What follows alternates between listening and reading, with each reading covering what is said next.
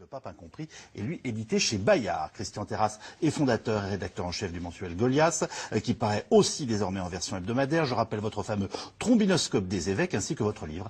Tout le monde sait, pour ceux qui regardent de près l'actualité romaine, l'actualité vaticane, que l'homosexualité est un art de vivre largement partagé au Vatican, au plus haut sommet de la secrétaire d'État, et qu'il ne s'agit pas de fantasme, il s'agit d'une réalité.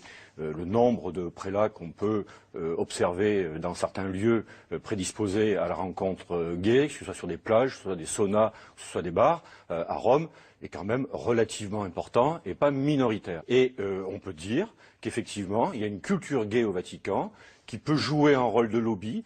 Selon cet écrivain, il serait au moins une vingtaine et s'afficherait parfois publiquement dans des clubs gays. Cette vidéo tournée grâce à un complice en est la preuve.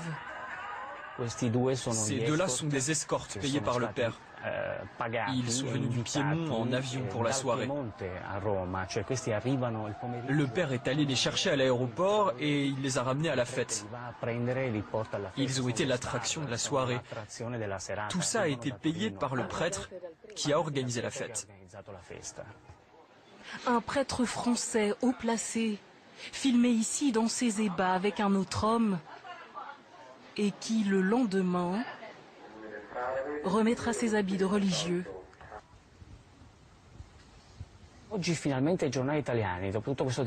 Si aujourd'hui les journaux italiens sérieux réussissent à parler de sexe au Vatican, de lobby, de prêtres gays, c'est parce que finalement quelque chose s'est libéré.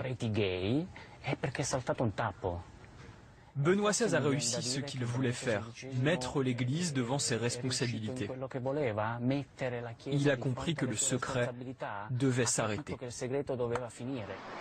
Et pourtant, au Vatican, on nie toutes ces allégations avec force. Ce pape-là, à force de discours incantatoires très beaux, d'élévation d'esprit profonde, mais n'a pas su trouver les leviers de transformation de la curie pour la faire changer, pour la faire évoluer. Et quand il a découvert que certains de ses proches avaient trempé dans le complot Vatilix et qu'il a découvert que ces proches-là étaient aussi liés à un réseau, je dis bien de culture gay, ce pape a été profondément atteint, dont certains de mes contacts à Rome me disent qu'il est tombé en dépression.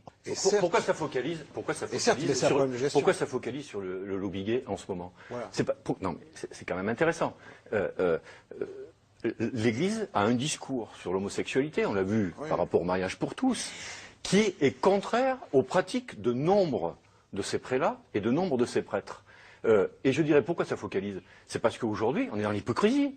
On sait que depuis une dizaine d'années, on a sur le terrain pastoral en France l'émergence de pratiques homosexuelles d'un certain clergé qui jusqu'à présent était plutôt dans des relations hétérosexuelles. Hein. Donc on a dans l'Église catholique un clergé, on ne sait pas évaluer à combien, de plus en plus important et nombreux, qui sont homosexuels. Mais ce n'est pas le problème qu'ils soient homosexuels, comme ce n'est pas le problème qu'au Vatican il y ait des homosexuels. Le problème, c'est le discours de condamnation de l'Église par rapport à l'homosexualité. Je pense que ce pape, par sa démission, a acté un aveu d'impuissance quand non seulement a géré la curie, et notamment en faisant une confiance irréfléchie à mon avis, et infinie au cardinal Bertone, qui a refusé de travailler à la transformation et à la réforme de la Banque du Vatican, qui, contrairement à ce que dit M. Colissimo, ne se paye pas simplement des œuvres caritatives, fût-elles, si belles soient-elles, mais qui recycle aussi l'argent de la mafia. Je dis que Bertone, qui a refusé,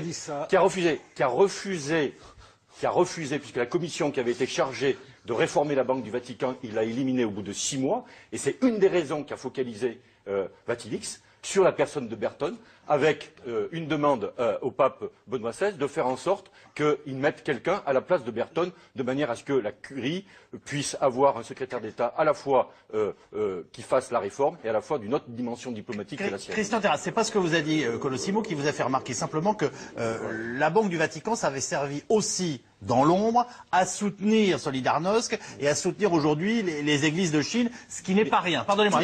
Il faut dire aussi que le problème que rencontre, et on a dans le rapport que les trois évêques, les trois cardinaux ont remis à Benoît XVI, on a aussi le problème du recyclage de l'argent de la Banque du Vatican dans des zones mafieuses, et c'est un problème.